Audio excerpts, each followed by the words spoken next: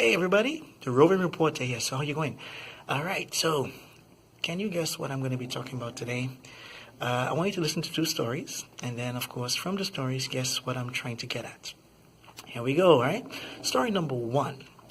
New semester, new students, right? So students coming in, it's first day of class, introductions, going round, everybody asking about names, places, jobs, basic information, getting to know each other.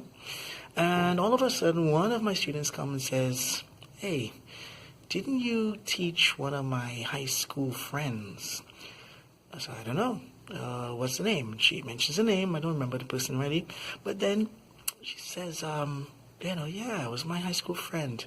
She told me she had a teacher who came from Trinidad and Tobago and who lived in Rio and taught at that school. So it can only be you, right? Okay. Story number two. A friend of mine messaged me on LinkedIn. So she messages me asking for recommendations, of a business English teacher. So I said, I can send you business English recommendations, of course. I have, lots of teachers who work with that, who good, very good teachers. But said, remember that this teacher, it's absolutely essential. The teacher knows a lot about oil and gas, all the glossary, the operational processes and stuff. So it's not just any teacher, okay? This teacher, it's important that teacher knows this thing about oil and gas. Right, so can you guess what I'm talking about here? If you go back to my story number one, I said at the last part that, it can only be you. That's what my student said to me. It can only be you because how many teachers are there from Trinidad and Tobago living in Rio and teaching at that school? So if you had said it must be you to replace, it can only be you, you are absolutely correct.